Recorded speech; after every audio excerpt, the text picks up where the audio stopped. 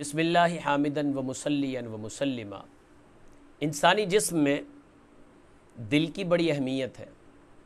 دل کے بغیر میڈیکل سے پوچھیں یا خود سے پوچھیں، 1 منٹ بھی آپ نہ حیات رہ سکتے ہیں، نہ کوئی ایکٹیویٹی کر سکتے ہیں، نہ زندگی سے آپ فارغ ہو جائیں گے۔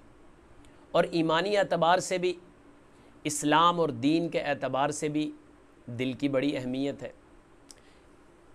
اعتقاد، یقین، خود اعتمادی، پختہ کیفیات، ان کا بھی تعلق دل سے ہے۔ جو ڈر گیا وہ مر گیا، اس کا بھی تعلق دل سے ہے۔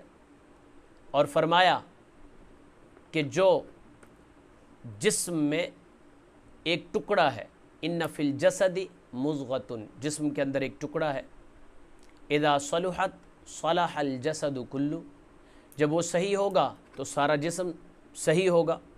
اذا فسدت فسد الجسد کلہ، جب وہ خراب ہوگا سارا جسم خراب ہوگا، تمام جسم کے اعمال، اس کے معاملات خراب ہوں گے۔ الا وہی القلب، وہ دل ہے۔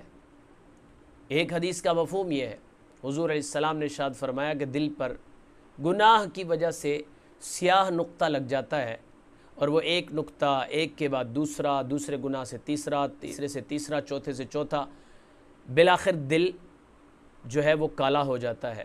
ان سیاہ نقطوں کی بنیاد پر انسان کے رونے کی کیفیت کی جو اللہ کی طرف سے من جانب اللہ نعمت ہے، یہ چھن جاتی ہے، رونا ہی نہیں آتا۔ کتنے لوگ ہیں آج جو ہے ان کے سامنے کتنے بڑے حادثات ہو جاتے ہیں، کتنی اموات ہو جاتی ہیں، اور ان کو رونا تک نہیں آتا۔ ہر نہ رونے والے آدمی کا دل خراب نہیں ہے، بعض لوگ طبعاً سخت ہوتے ہیں، تو اس لیے دل کی بڑی اہمیت ہے۔ حضور علیہ السلام نے ارشاد فرمایا کہ جو شخص یہ دعا پڑھ لے، قُلِ ادْعُوا اللَّهَ أَوِ ادْعُوا الرَّحْمَٰنَ أَيَّمَّا تَدْعُوا فَلَهُ الْأَسْمَاءُ الْحُسْنَىٰ وَلَا تَجْهَرْ بِصَلَاتِكَ وَلَا تُخَافِتْ بِهَا وَابْتَغِ بَيْنَ ذَلِكَ سَبِيلًا وَقُلِ الْحَمْدُ لِلَّهِ الَّذِي لَمْ يَتَّخِذْ وَلَدًا وَلَمْ يَكُن لَّهُ شَرِيكٌ فِي الْمُلْكِ وَلَمْ يَكُن لَّهُ وَلِيٌّ مِّنَ الذُّلِّ وَكَبِّرْهُ تَكْبِيرًا۔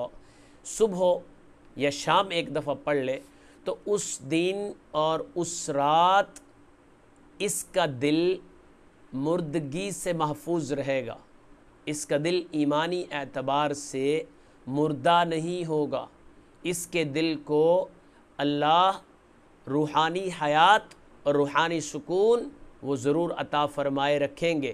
اس دعا کی برکت سے اس دل کو تازگی اور ایمانی کیفیت نصیب رہے گی، وہ بالکل مردہ نہیں ہوگا۔ اس لیے اہتمام کیجئے، اللہ کریم ہمیں اعمال کے ساتھ لینے والا بنا دے۔